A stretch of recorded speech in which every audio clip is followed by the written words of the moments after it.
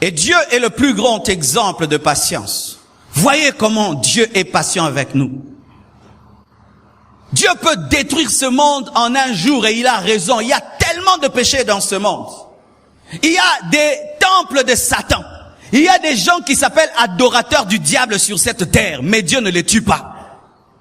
Le sorcier s'envole, il bouffe les gens et puis il se réveille, Dieu ne le tue pas. Dieu envoie la pluie sur le bon et sur le méchant.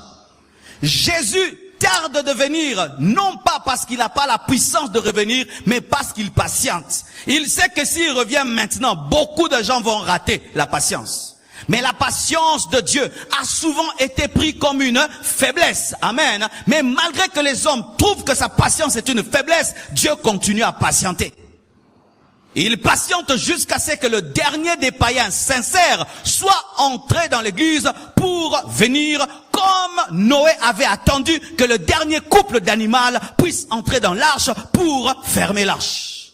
La patience de Noé par rapport au dernier couple d'animal n'est pas une faiblesse, mais c'est de la sagesse.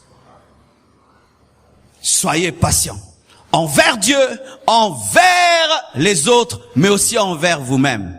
Un homme qui s'aime aussi est patient envers lui-même.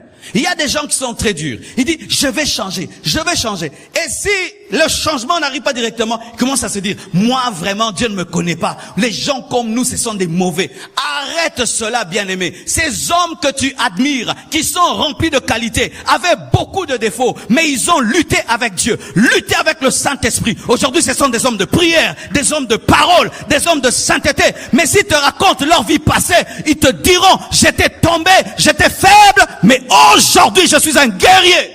Amen.